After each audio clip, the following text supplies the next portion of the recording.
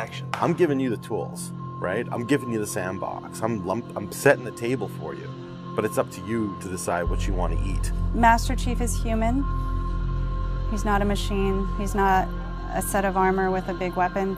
He's a human with resilience and courage. You know, and I was so looking forward to this moment because for Master Chief, you know, the stoic soldier, the man of few words, all that. But there was this progression, you know, in terms of his emotional side, even through the first 3 games, but this was going to be the great leap. What happens when that soldier starts to discover his humanity? We had to create a situation that was going to knock him out of his comfort zone. The Master Chief has settled into this comfort zone of being the hero. You know, it's interesting. Early on, we talked about the hero's journey, and like, how do you have a hero's journey when he's already a hero? What are the sacrifices that you need to make in order to preserve something as precious as humanity? The journey is the important part. The growth is the important part. And so really, where does he still need to go as a human? That became the key to not just the story of Halo 4, but the entire trilogy.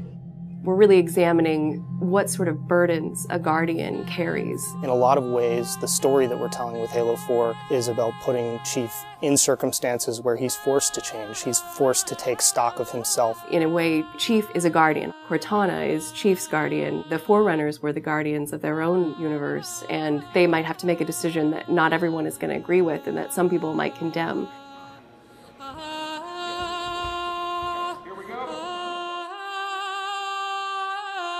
It's almost like you're a little kid and you're just playing make-believe again. So you imagine everything. The table's here. The plinth for Cortana is here. There's a window here. Ready, go.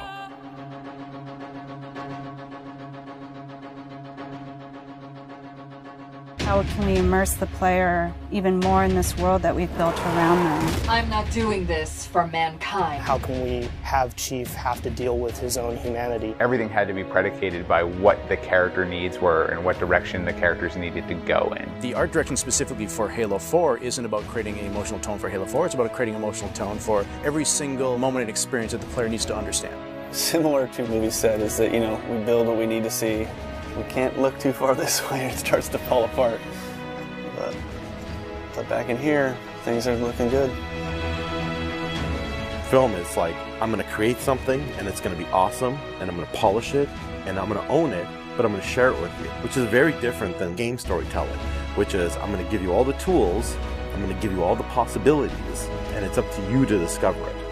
Answering questions and answering the directions that the narrative had already taken defined the path forward for us as we started to tell the story. We're always telling these huge, big stories. We've got Infinity, it's the biggest ship that has ever been launched. We've got Requiem, which is like the biggest Forerunner artifact we've ever found. But in the middle of all of that, we've got this very small personal story between Master Chief and Cortana. You tell a story with every detail that you put into a game. Immersion is really what allows somebody to believe your universe and also to become emotionally caught up in your universe. Ready to get back to work? I thought you'd never ask. How do we make sure the sights and the sounds and the things that they're feeling as a player inhabiting that suit really comes through more clearly? And you know, technology has allowed us to do that with much higher fidelity than back in the CE days. Okay, so those are definitely bigger ones. Yeah, those start to get. Just because we've got more people. Let's roll video. Yeah. So this will be just video and audio only, no face, no mocap. In that case, you won't mind if we return the favor. As we design these things, we put together the best plan. Until it actually touches an actor, it lacks humanity. Having the ability to work with the actors on stage, capturing their face, body, and voice at the same time, really gives us an opportunity to create an immersive experience for the actors. Working at Giant, we could have at least 8 actors in the same volume at the same time. So the objects that they're acting around and the people that they're acting with, against, through, and toward are there in the scene with them, and it makes a huge difference. We sent out a breakdown for the characters and how we wanted them to feel. We ended up getting 80 or 90 submissions back through our casting team. Casting for the Master Chief is tough. You need a performer that has a really raw physicality to him, and yet he has to, within the confines of this suit, be able to relate and relay emotion. I like to express myself. I freely do it. I wholly do it. I enjoy it.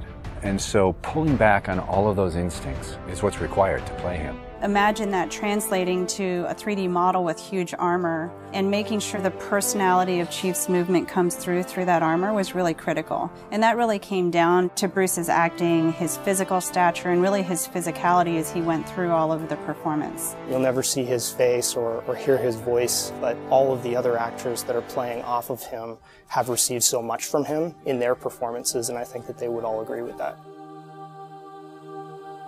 This is the low-res asset of Chief. We were afforded a little bit more budget since he's our hero. From the art process, storytelling is just about engaging the player. You don't have to answer any questions. You don't have to take them through a lot of loops of feeling. The player's engaged. I think you've got the start. So Master Chief's a difficult one because he's a dude in a helmet.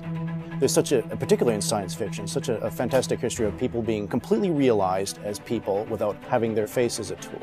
For us, it's making him feel like a real person. We have a nude male sculpt, and then from there we sculpt it on physically a tech suit. And on top of this, guys, when we spend time just doing all the details and trying to add some of that functionality, even little bits here and there like Braille, and this just reads 117.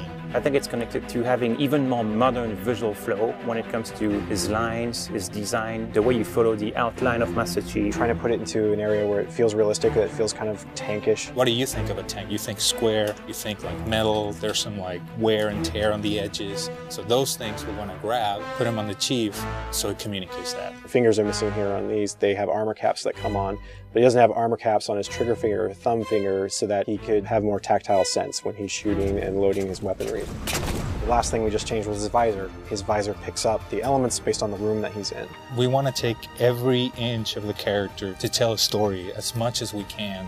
Above all, he still needs to connect to the player and they still need to understand him as being that character. It's somebody who's been very loved over the last 10 years.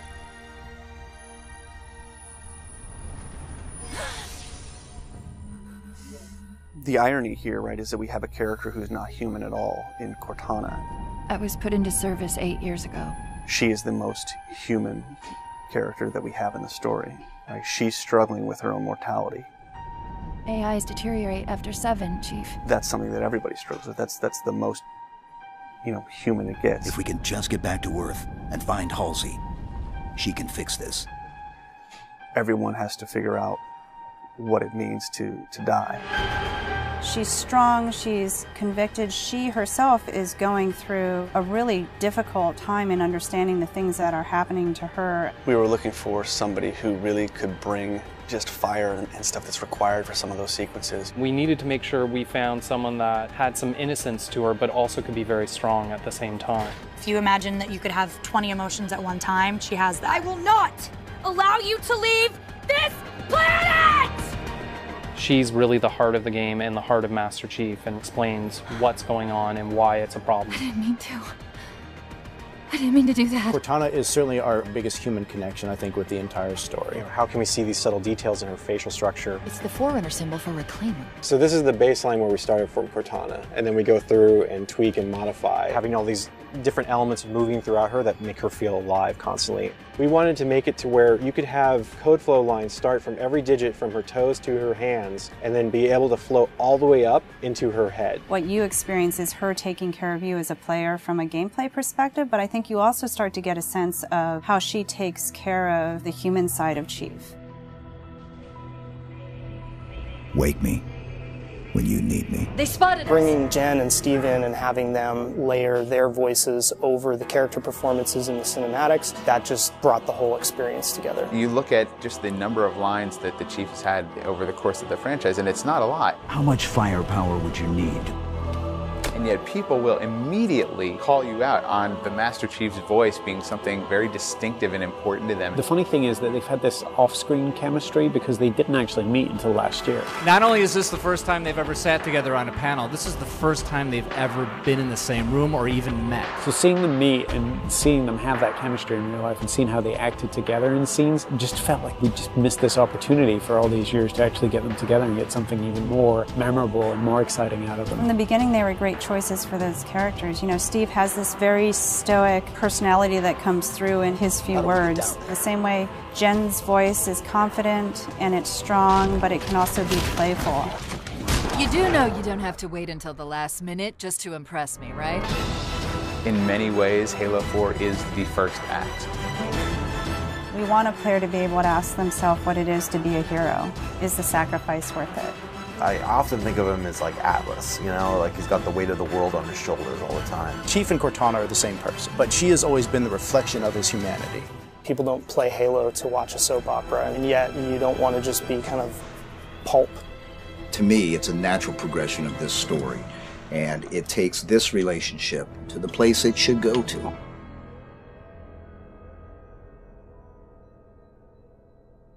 Don't make a girl a promise you can't keep.